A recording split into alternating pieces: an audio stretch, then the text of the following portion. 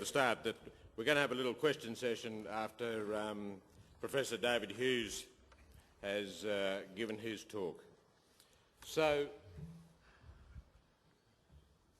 thanks, Don. Again, we've got Professor David Hughes to come and talk to us.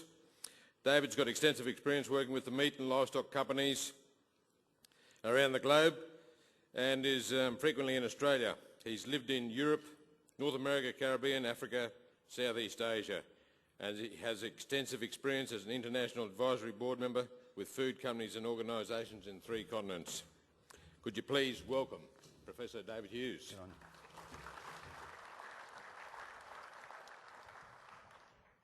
Right, sir. Delighted to be here. And this is big picture stuff now, so, you know, bear with me. You've got me for 40 minutes. I hope we get on, dear Lord. And I have a lovely job. I sort of wander relentlessly around the known world talking. Could just as likely to be in Latin America as in China or here or in Europe. And often I get asked initially sort of, you know, what is it in terms of looking towards the market for the future? Is it developed countries? Is it emerging countries? What sort of balance should you get? And there's this sort of growing feeling that it's about emerging markets. I can see it. You can feel the energy within an Australian context that you see, you know, your near neighbours, there's large numbers of people, their incomes are starting to go off. And so, brilliant. You've got a brilliant future ahead. But I start off, this is an old slide for me, but it's still a good one. It'll just sort of start you off. And it's to make the point that the developed countries, I come from the developed world in Europe, it may be a little slow and sleepy and going backwards at the moment. North America the same.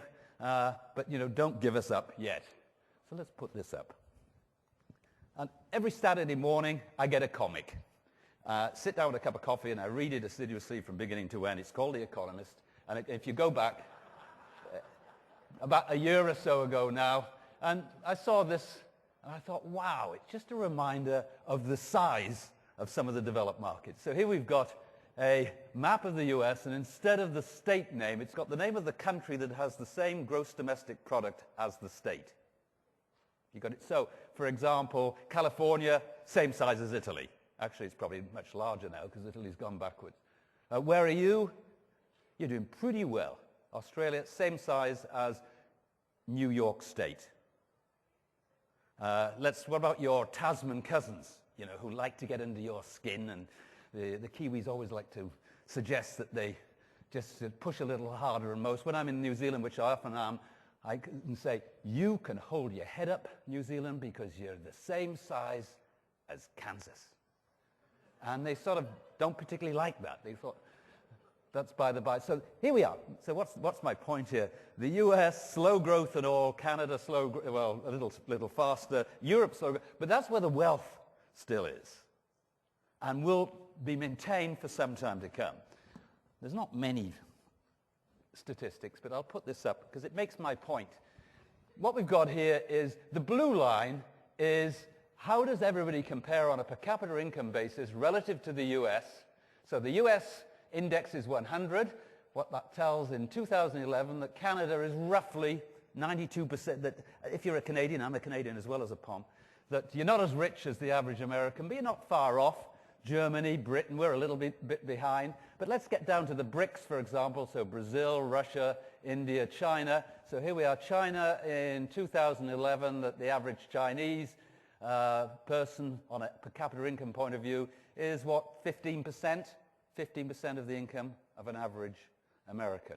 Now let's go forward 50 years to 2060, and where are we? That's 50 years, that'll see some of you guys off. You won't all be here. I certainly won't be here. And what it tells me is in 50 years' time, those old developed sleepy countries, because they're from such a high base, will still be the richest on a per capita basis. So what's the point about that? Well, I think there's a particular point is if you're in premium products, then you require rich customers. And the fact of the matter is, in those developed countries, they will continue, relatively speaking, to be rich. Don't forget about them. The problem is with them is that they're very, very slow growth. And that's why you get so interested in developing in emerging countries. So let's move on. Here we are. I thought, you know, we can all relate to beer one way or another. And it's just, this could be anything, but I just took beer. Who's in the gold medal positions? If you take, say, North America, then they are relentlessly plowing their way through 82 liters per capita.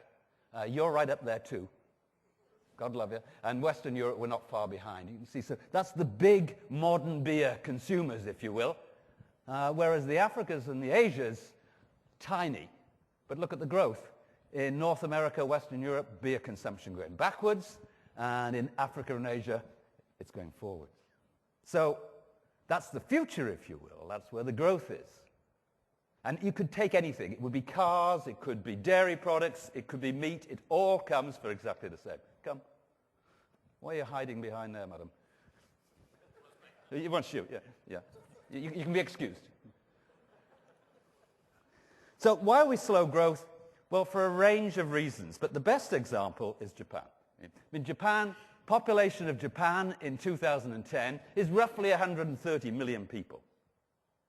Now fast forward to 2050, there'll be 30 million less Japanese in Japan in 40 years' time than there is now. Every single year from here on in, it's happening right now, the Japanese market gets smaller and smaller and smaller. Can you imagine operating in a market like that? If I look at, say, a Japanese retailer like Seiyu, which is owned by Walmart. Walmart have been there for 9 years now in Japan. They've never made a dime. Never made a dime. Every year that market gets smaller. Let's put it in meat terms. The Japanese they're not big red meat eaters, but they're big fish eaters. They eat 70 kgs of fish per person. So over the next 40 years, there's going to be 30 million less Japanese times 70 kg. That means by 2050, the market for fish in Japan will be 2.1 million tons less than it is now. You know, wow. Well, almost. So it's a really exaggerated example of what's happening in developed countries, which is slow growth. In many cases, population's not increasing. Actually, that's not the case for Australia. That's not to suggest that you are heavy-duty into procreative activities. Where does your increasing population come from? You import it. You import it. I mean, that's not to say that, well, if I look across Australia, in terms of the white Anglo-Saxon Protestant community, they still undertake reproductive activity. Well, they certainly practice. And there are certain areas, Dubbo, for example, I believe, they're particularly, that's another matter. So here we go. So this is the sort of negative end, if you will. If I look at meat consumption and, in fact, dairy consumption across developed countries, what am I saying here? I'm saying that in low or no market growth in developed countries with existing high meat product consumption. If you take the US, Canada, most of Europe, per capita meat consumption is very high, and the expectation is that it will probably decline on a per capita basis. It will get less. Why? It's wherever you get population growth slow or declining, where you get aging population, I'm the manifestation of that. If there are concerns, for example, about health and well-being, particularly in aging societies, where there are social pressures, concerns about eating dairy products and meat. Should we feel guilty about greenhouse gases? What about this whole notion of climate-friendly diets? Whenever you hear that phrase, then you should put your backs up, because that means reduced consumption of meat and dairy products. And increasingly, particularly in a recessionary environment, for lower income groups, I would expect to see, in North America, in Europe, for example, migration to lower priced products, and that is code for meats, to white meats, or towards value processed meats, which means really cheap stuff. And is that, should we go out and cut our throats with regard to looking at markets in developed countries? Not at all. It's really interesting. You see this sort of polarization because for higher income groups, luckily I'm higher income, that I'm eating less meat, but when I eat meat, I want to eat better meat, and I'm willing to pay more for it. But just think about it. Again, in aging societies, the manifestation is here. What happens as you get older with regard to your diet? And be nice. So I'm 65 and I'm sensitive. What happens as you get older? You eat less. What do you eat less of? Meat. You eat less meat. And you may find this completely wimpish, but there's David and Susan Hughes. My wife's 64, I'm 65. If I'm buying the meat, an average portion for me would be 125 grams, and for my wife, 100 grams. So that means the Hughes family operate off, on a meal basis, a quarter of a kilo. But look, from a marketing perspective, isn't that interesting? It means that price per kilo is neither here nor there to us, because we don't buy a kilo of anything.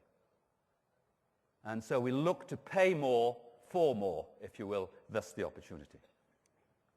So, for example, in my market, I see dry-aged beef selling at, 30, 40 pounds, 60 to $70 Australian per kilo, increasingly on offer in retail stores, aimed at the top end of the market where people are wanting to eat less but pay more for more.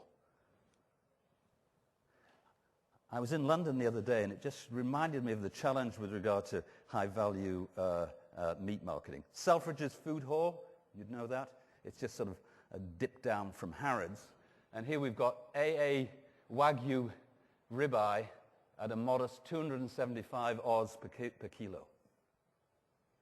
And that's a sort of example of what I mean. But actually, I'd like to make another point. I went into Selfridge's. I could see the Wagyu in the case. There you are, in the second best butchers in London. It wasn't priced, and it was still in its plastic package. And what did it look like? Crap.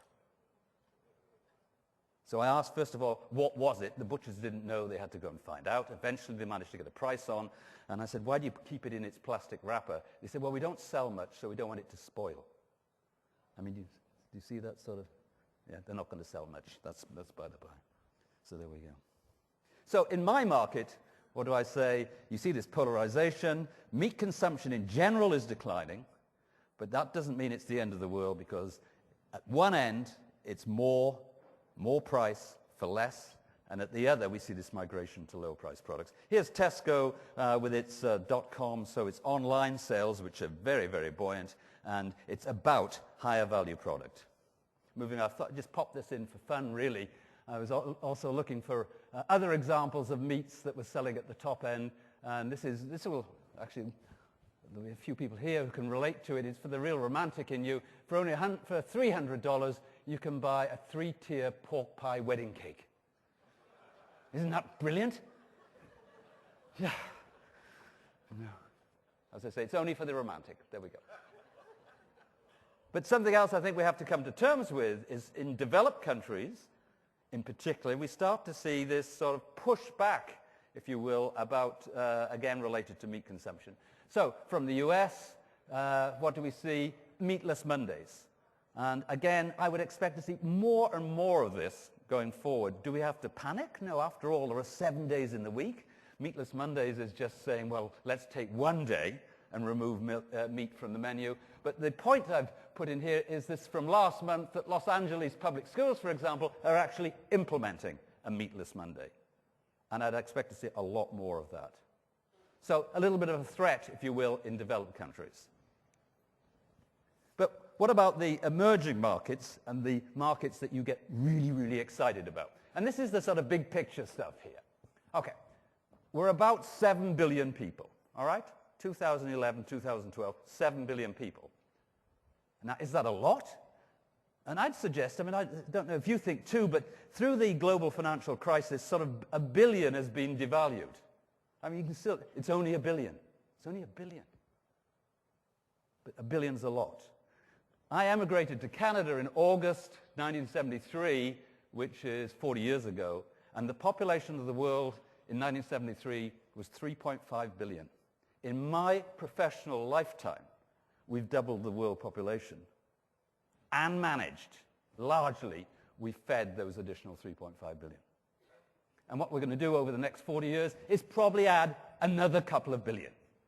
And that's not a fancy forecast. It's very, very likely we'll go from 7 to about 9 billion by 2050. But actually, if you look at the big numbers, the big picture, we're going to add 1 billion to Asia and add 1 billion to Africa. Why you guys get excited is that additional billion in Asia. They're already at high levels of population. We're adding another billion, and their incomes are going up. Brilliant. What does that suggest? More protein, whether it be meat or dairy products, for example. So if I look at those numbers, what I'm intrigued by, I used to live in Africa for 4 or 5 years, that we're looking at doubling the population of Africa over the next 40 years. And I'm not sure whether that's a huge food marketing opportunity or a social problem. And I think maybe the jury's still out. We can't be negative about Africa because some of the fastest growing countries on an economic basis are in Africa right now. But we're doubling the population over the next 40 years. As I say, what you get interested in is that extra billion that are your near neighbors. Clearly a great opportunity. All the other regions, we might see growth there too, apart from Europe, which is going backwards in terms of population. But they're so low in terms of total population, it doesn't really matter. So, can we start to celebrate about the fact that you're right on the doorstep of great population growth from a high level and income growth? And I'm saying, well, yes, I go to conference after conference where, in terms of looking at international demand for protein, everybody's very, very positive, and I'm positive going forward, but I think there are a couple of wrinkles we should take care of first.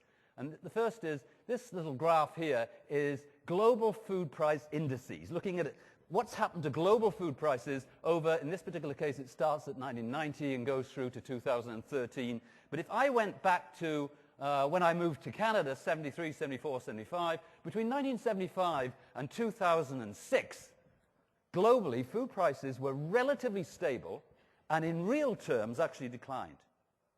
I mean, it's a wonderful period for consumers. This was the supermarket era, the Walmart everyday low prices, always lower prices, and it largely happened. And then, what's happened on the last, since 2006? What's gone on? What's all this about? This here, what's it about?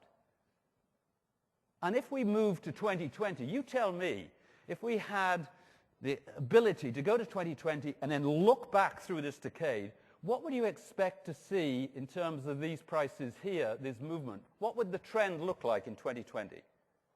Looking back, do you think it's going to go back to low and stable? No? No? What's it more likely to be? I think it's going to be volatile. I think it's going to be up and down and maybe edging upwards. Okay, so what's the implications for you of that? Well, I'd suggest what we need to look at is look at your emerging markets around you. What proportion of their income do they spend on food? Out of interest, what proportion of, in Australia, what proportion of household income is spent on food in Australia? Sorry? Mr. Hughes, 50%. I'm not including booze. It's about, let's say it's 12. It's 12. What would it be in the Philippines? It's certainly 50%. If you're in Manila, you're probably spending at least half, if you're a household in Manila, you're spending at least half your total income on food. So, what's my point? Let's just nip back here. What's the staple in the Philippines? What do they eat most of? Rice. Rice. What happens if the price of rice sometime over the next 5 to 7 years for the remainder of this decade doubles? What happens to that lady who's shopping in the local market? How much more does she pay for her rice if the international price doubles? She pays double. And I think we're going to see this sort of volatile pressure on staple food prices. And I think we should keep this in mind, because if that happens, then she will constrain her purchases of special things like meat, which are discretionary, and focus on affording those staples for a family. So keep that in the back of your mind, that their populations are increasing, their incomes may be increasing, but if we get increased volatility in staple food prices, it will have a negative impact on demand in emerging countries for protein foods, I can assure you. And also, let's remember, too, that they're different markets to ours. They have different culinary traditions and heritages. And just taking, this is from a PhD I was marking back a couple of years ago, looking at sort of shopper behavior for fresh foods, and this is an example of beef in Malaysia. So how do they use beef in Malaysia, particularly in Muslim families? And here we are, stir-fried, soup, red-green curry, boiled with soy sauce or rendang. And it's just a reminder of how important it is to get under the skin of the consumer, of the shopper in these emerging countries, because they're different to us. And I would suggest here two things: that they value the front end probably as much as the back end, if not more, opposite to us, and that in many cases, whatever the species being used, let's say it's beef, sliced thinly, covered in a delicious sauce, you wouldn't know if it was chicken or beef.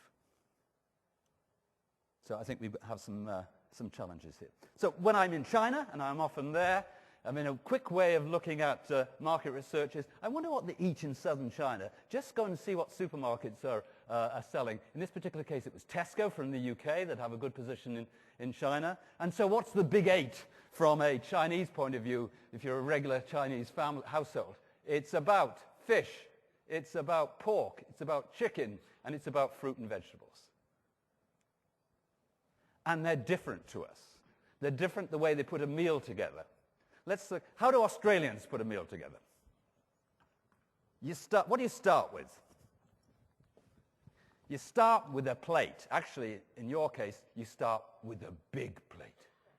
A bloody big plate. And what do you put in the middle of it? Something about that size. That's actually a Canadian example. Back to Don talking about larger cattle. You put a great whack of red meat in the middle, and then you dot round it bits of other stuff just to make it look half decent. And that's mine. Not yours, it's mine. I just watched last night, and I'm going to eat all of it. And if I don't, I'll feel guilty, because what about the starving of Africa? I've never fully understood that link. But there we go. So that's how you construct a meal. Actually, that's how a meal is constructed in North America and also in the UK. So how do the Chinese go about it? Well, here I am sitting down with the mum and dad of my interpreter when I was in Hangzhou city the other day. There are 8 dishes. There's some vegetable one. There's a little bit of fish. What did they say? Here we are. Fish balls at the top there. Best part of the fish. Vegetables, chicken. There's a complete range. There's a balance of colors, of size. And you don't finish it. You always leave something. It's just completely different.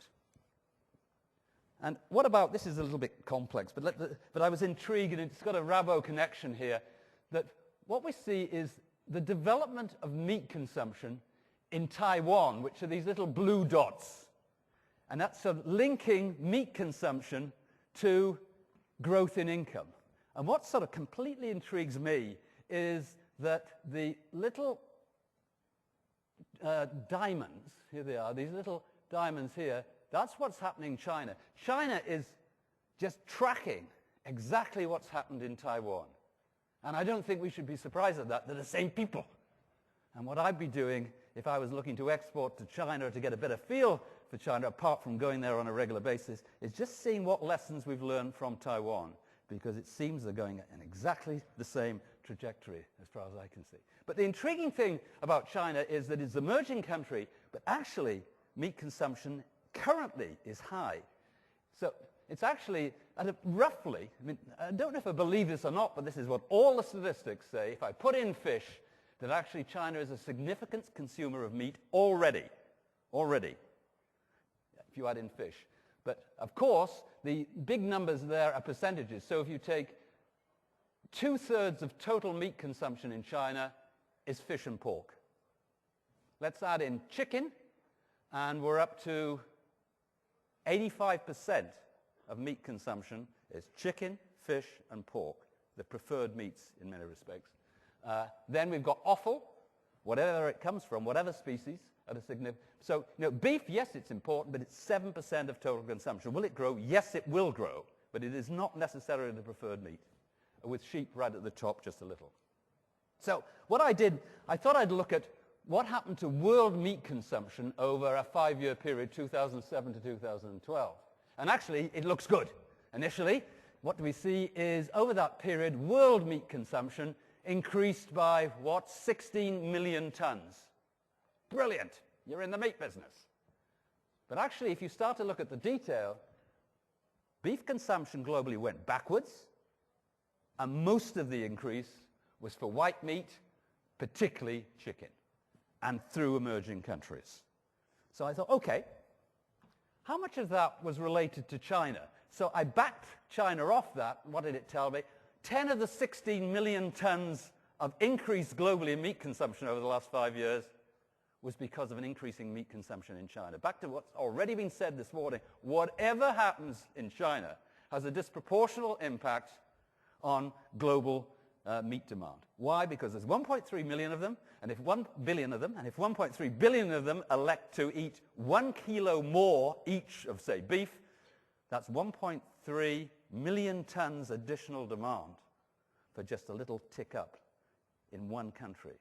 So what does that tell me? It tells me, excellent, but fingers crossed that things continue to canter along nicely in China.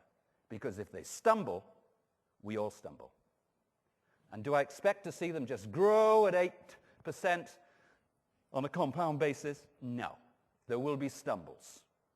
That rate of growth will be moderated. And that will have an impact. You know, yes, it's a rosy future, but there'll be ups and downs. I suggest if you're in the meat business that you've got every reason to be optimistic, but wear a crash hat and do up your seatbelt. Because it's not going to be just sit back and enjoy the ride. On we go. Because, particularly if you take beef and lamb are clearly premium products. I think we should celebrate that.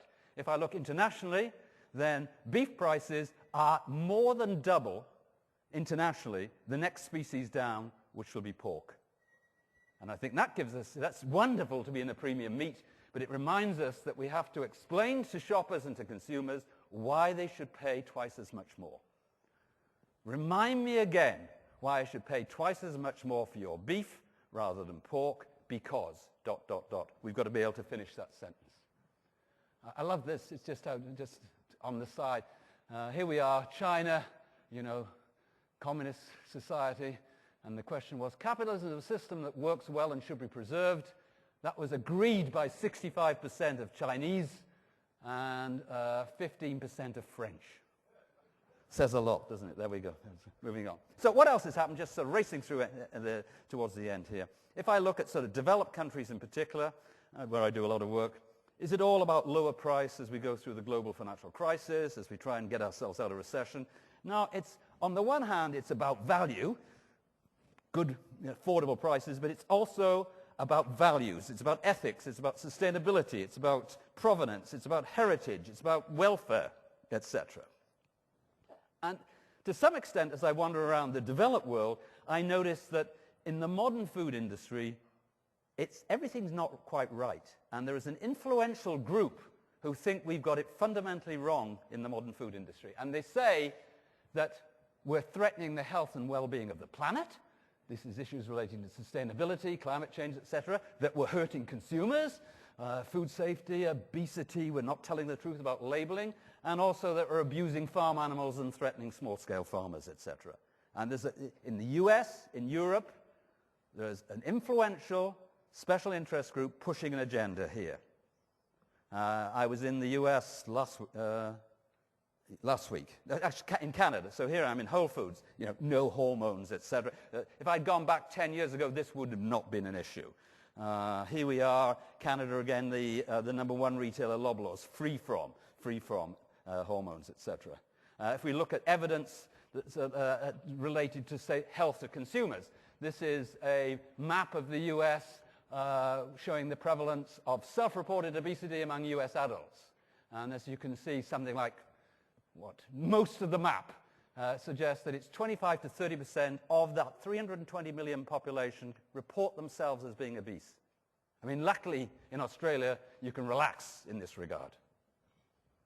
I mean, it's one of the most peculiar things, as I go around the world, that there's a general view of Australians that they are young, blonde, slim, lightly and attractively tanned, jump over small buildings at one stride, And that's the perception, which I think is brilliant, particularly given that, in fact, you're all as round as puddings.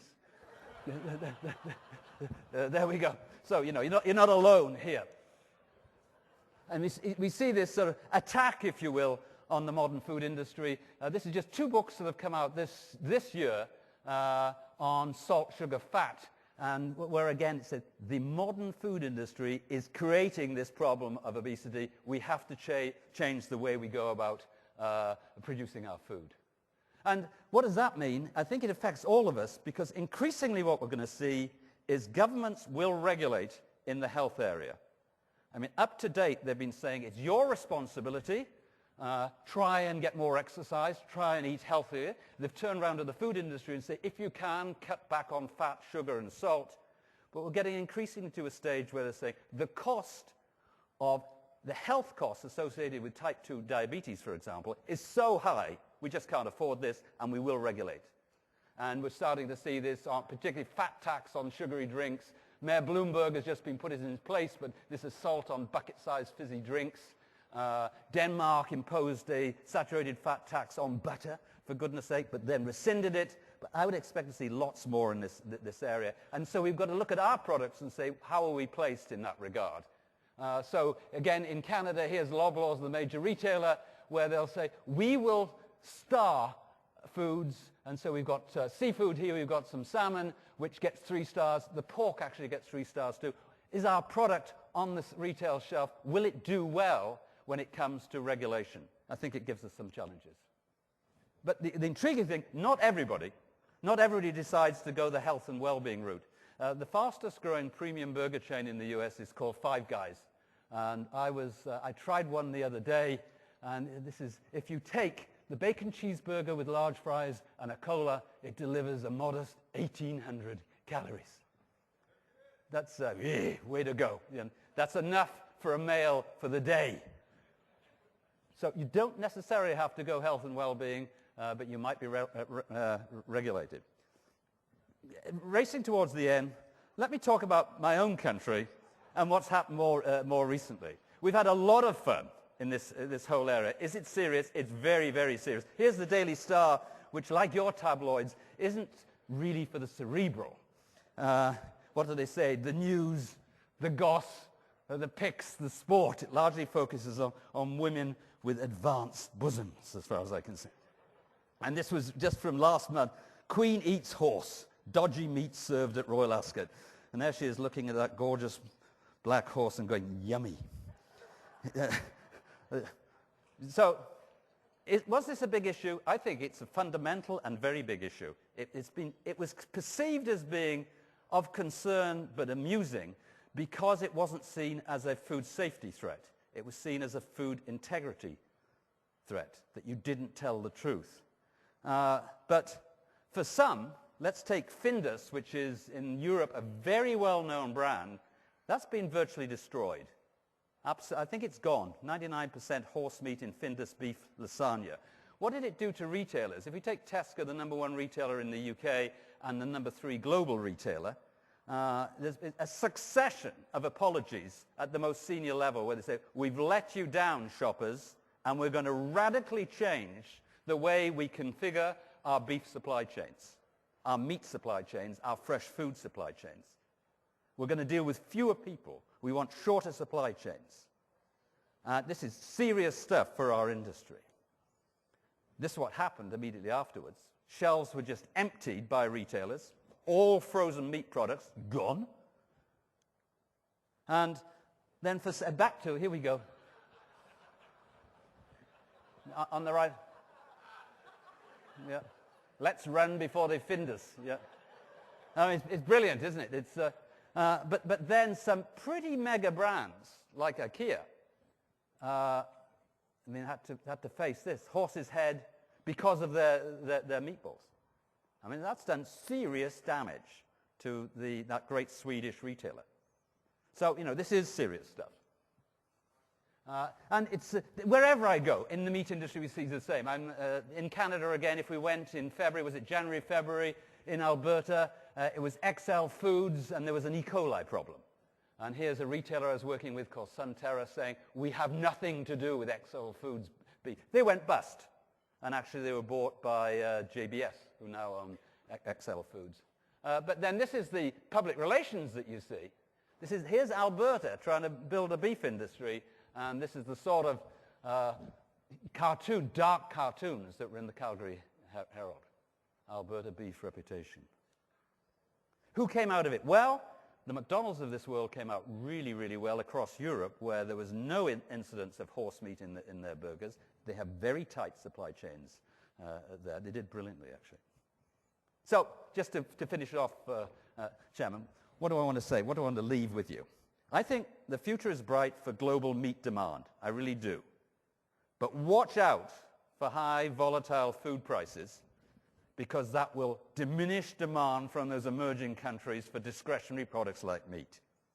Watch out for regional economic hiccups, because it won't be all plain sailing, and if something happens in China, watch out. That's one. If you're in beef, just to reiterate, remember you double the price internationally of the next one down, which is pork. You've got to be able to finish the sentence. There's a shopper with your product in her hand, and she's saying, I'm willing to pay twice as much for this beef than I am for this pork or chicken product because ... Finish that sentence. So remind shoppers, consumers, why beef and lamb prices deserve to be twice that of pork and chicken. I mean, I'd expect to see DNA testing for meat increasingly the norm across the globe. It removes the risk. And if I look, I mean, you have good regulation in Australia, but none of us are in a position where we can say there's no risk here. If we get into DNA testing, it removes the risk of Rougate and Camelgate disasters. And you know, can't you see them coming? Could I see it? Am I prescient in my own market? A ton of horse meat, £1,500. A ton of beef, £4,500. The product, when cooked and actually pre-cooked, indistinguishable to consumers, to shoppers. Are we surprised that there's been some movement between? Not at all. We know what the meat industry can be like. It has to have strong regulation. Meat scandals, food safety, animal welfare concerns are transforming supply chain relationships to safeguard the integrity of national and big trade brands. I think what you've seen recently in Europe will have a lasting impact around the world in terms of supply chain relationships. The big brands are saying, boy, we better shorten those supply chains. We better be dealing with suppliers of the very highest integrity.